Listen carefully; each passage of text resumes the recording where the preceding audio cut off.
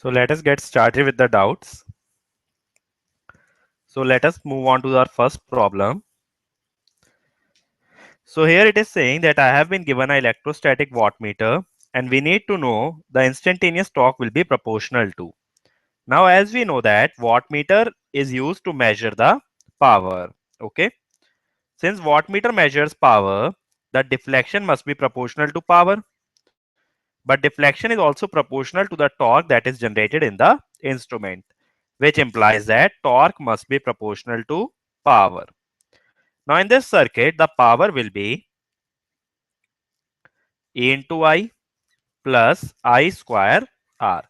That is the power delivered to the load and the power dissipated in the resistor. Now it is talking about instantaneous torque. That is why I am writing like this. So torque will be proportional to EI plus I square R.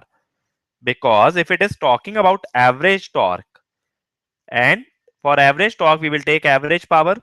In average power we actually have I square R by 2 because we will be talking about RMS value of the current. That is why we will have to divide it by 2 because RMS current will be equal to I upon root 2. Okay. So this is a very simple problem in which we want to find out the expression for torque. Moving on to the next problem. Here it is asking me to find the equivalent inductance. We have been given 4 inductors which are mutually coupled. Now what happens is when there are mutual inductances and there are multiple mutual inductances, then what we do is we define it by different symbols, like triangle here represents these two inductors are mutually coupled and they have an inductance of 2 Henry. Dot represents 6 Henry and 8 Henry inductors are coupled and they have a mutual inductance of 3 Henry. So what we do is we assume a current here, let us say I. Then we will assume a current going here I1, and here current will be I minus I1. Okay. Now we will have to write the equations for KVL. So I am assuming that the voltage here is V. Now if we form the KVL in first loop, it will be V is equal to 5I, that is I into R, plus 5 di by dt, okay, plus 6 di1 by dt. Okay. Now this is for the self inductance. Now we have to take into account the mutual. If you see the symbol delta, current is leaving this delta, and in this delta current is entering. That is, current is flowing in opposite sense in both the inductors. Okay. So what happens is that in one it is entering, in other it is leaving. We will have to take a negative sign, minus 2 d by dt of I minus I1, because it is mutual inductance in this 5 Henry due to this I minus I1 current in 8 Henry inductor. Then if you see this dot, current is entering in this dot and current is leaving in this dot. So there will be a mutually induced EMF also. That will be minus 3 d I minus I1 by dt. Okay. Why minus sign? Because current is flowing in the opposite sense in both the inductors. Now if we write it like this, 5I, what is the coefficient of di by dt? 5 minus 2, that is equal to 3. 3 minus 3 will be 0. Then I1, 6 plus 2, 8 plus 3, 11. 11 di1 by dt. So that is how I get my first equation. V is equal to 5I plus 11 di1 by dt. Now we will form another equation because there are two variables. So I have to have another equation in order to eliminate one of the variable. So let us form another equation like this in this loop. If we form in this loop, it will be V is equal to 5I plus next is 5 Henry, 5 di by dt, then 8 di minus I1 by dt, okay, then 9 di minus I1 by dt. Now we have to take into account the mutual inductances. Here there is mutual inductance 2 Henry. We have to consider it with the negative sign because current is flowing in the opposite sense. D I by dt. Why di by dt? Because current in this inductor is I. Whenever we are talking about mutually induced EMF, we take the current in the other inductor. Then minus 3 di1 by dt.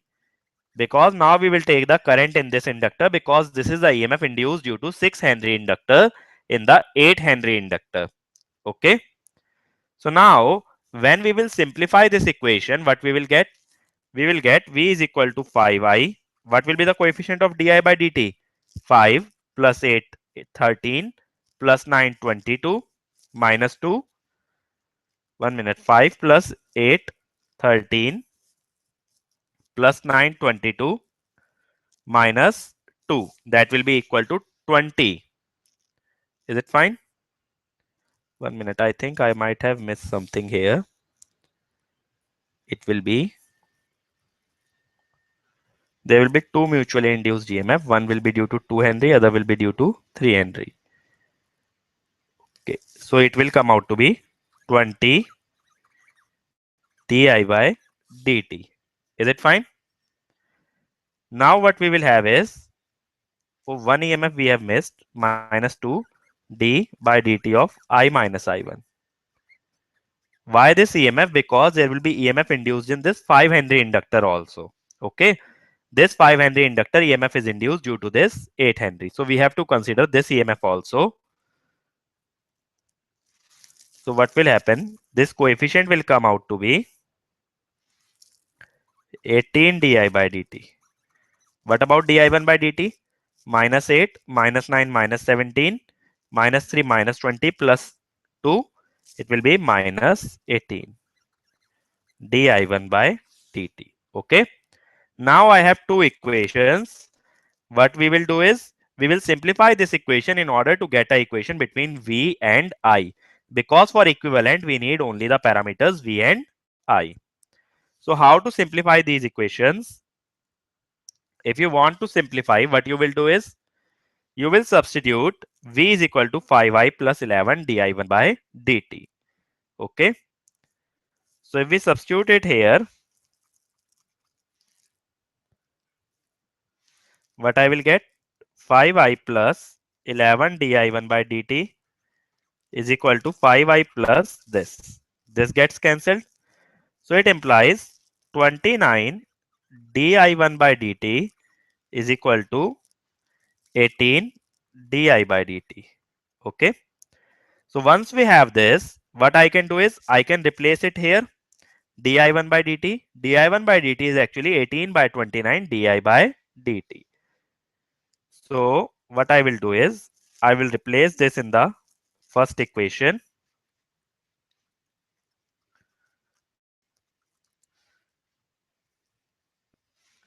So what I will get? V is equal to 5i plus 11 into 18 by 29 di by dt, which will be 5i plus 198 by 29 di by dt.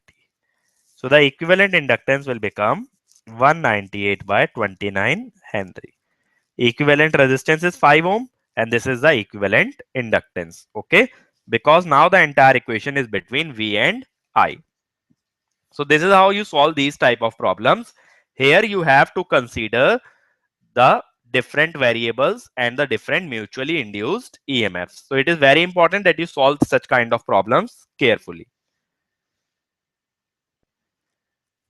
In the next problem that I got is, an alternator of inertia constant 5 second and frequency 50 Hertz is connected to an infinite bus and it delivers 1 pu real power.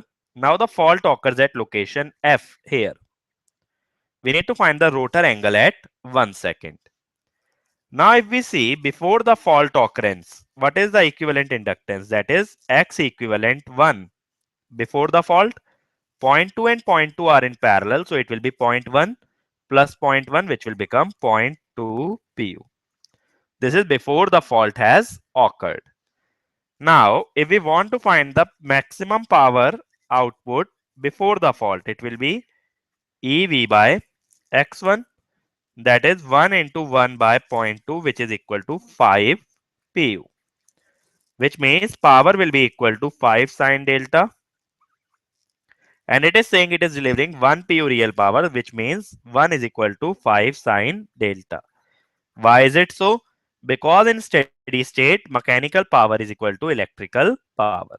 Whatever is the mechanical input will be same as the electrical output, which means delta will be sine inverse 1 upon 5, okay, which comes out to be 11.536 degree.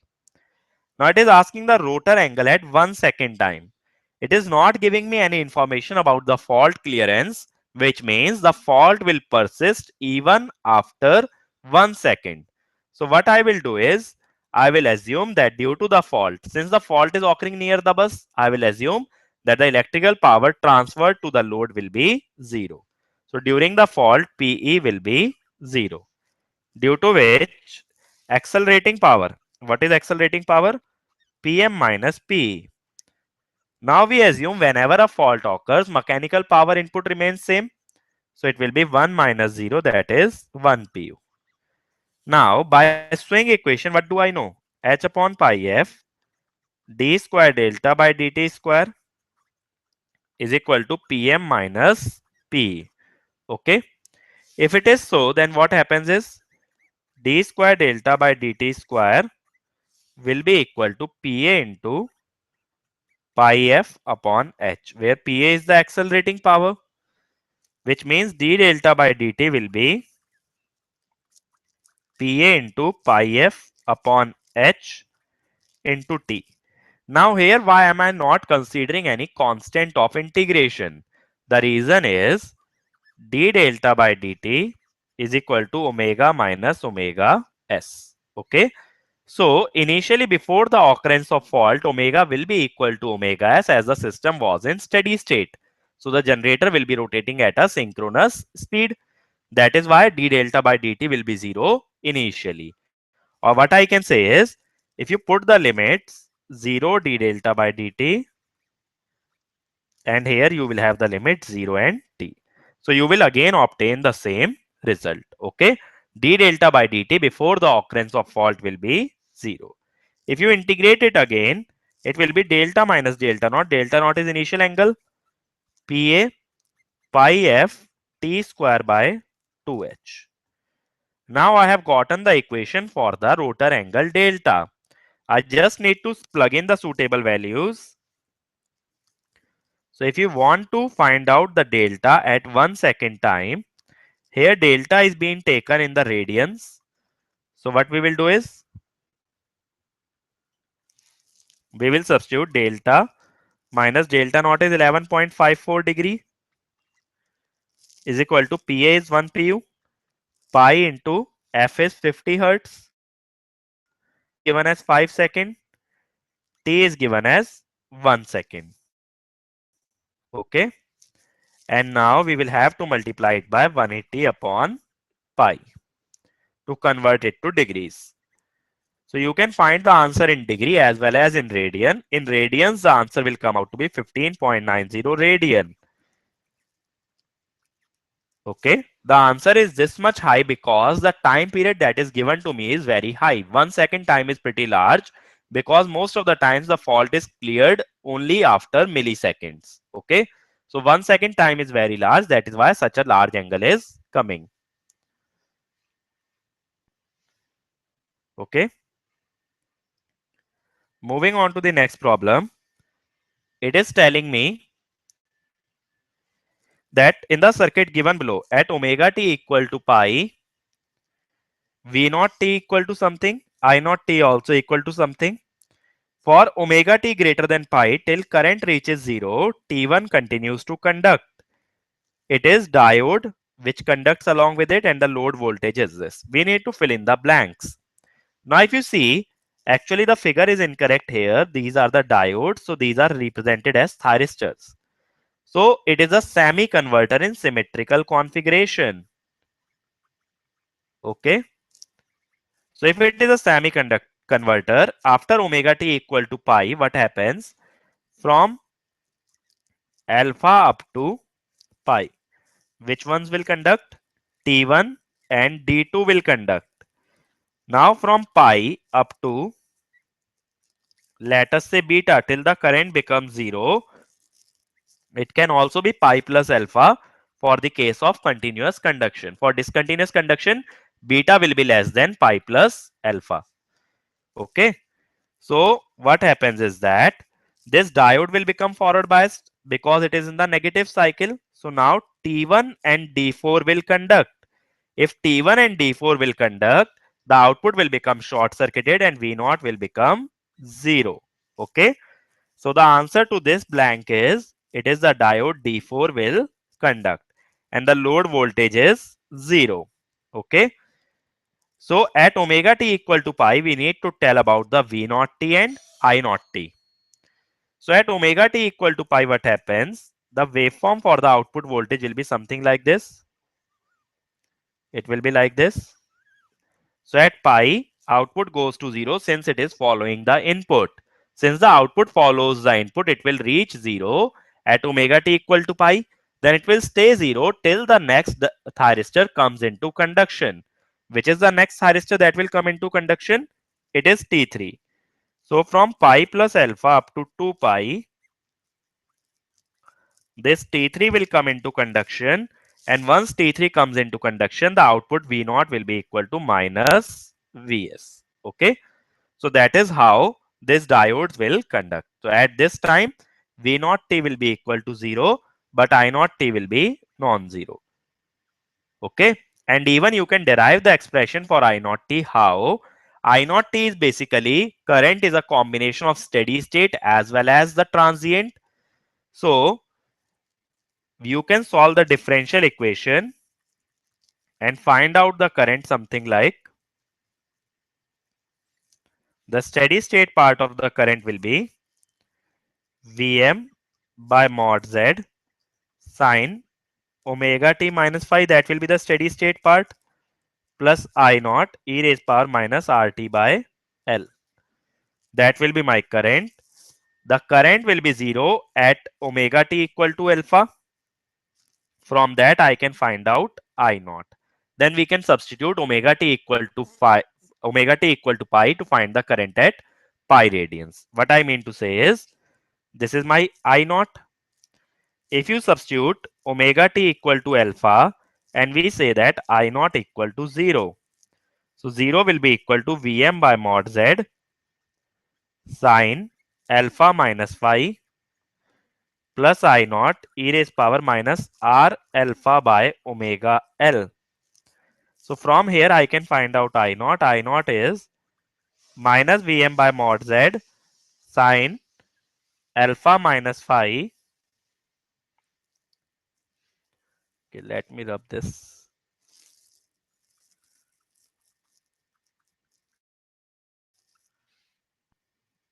Okay, sine alpha minus phi e raised power R alpha by omega L.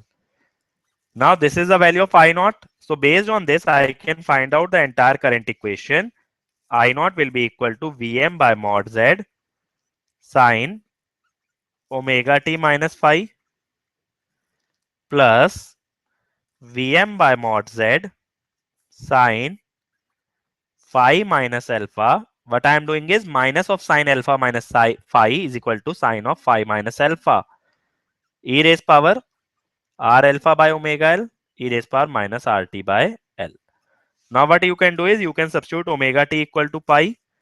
So this I naught will come out to be Vm by mod Z sine pi minus phi will be equal to sine phi plus Vm by mod Z sine phi minus alpha e raised power R alpha by omega L e raised power minus R pi by omega L.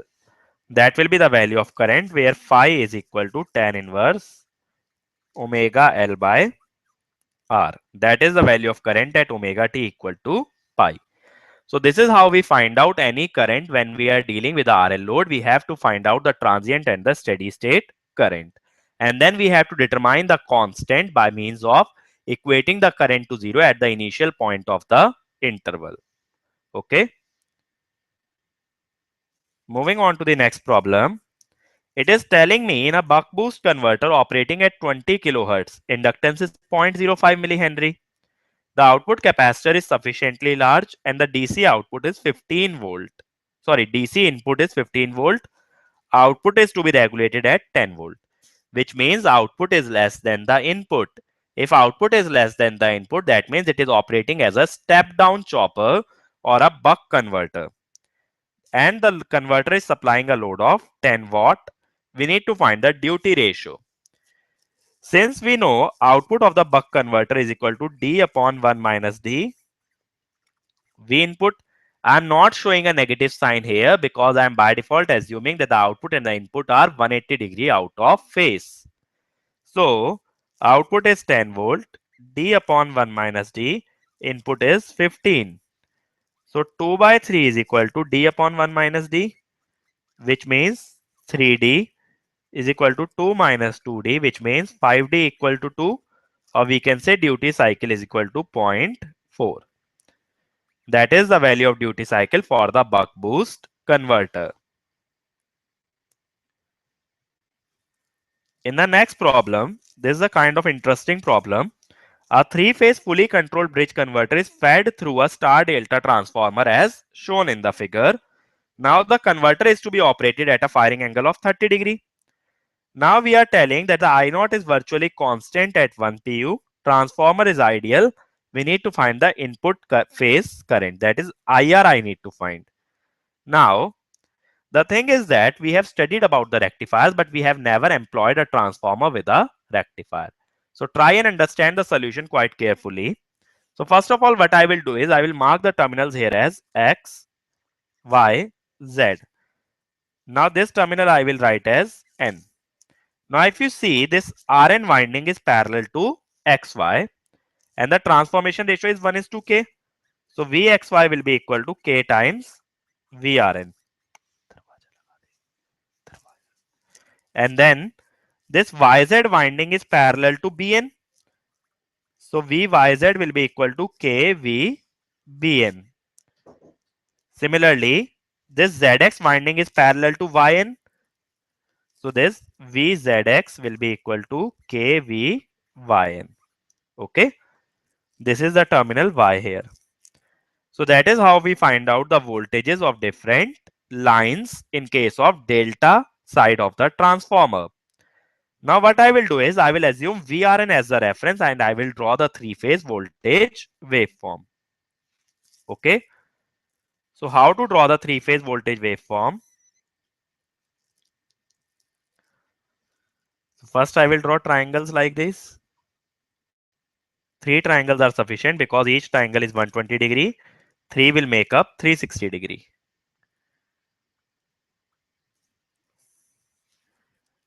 Okay. So like this I will have to draw. Now we have to draw the three-phase waveform.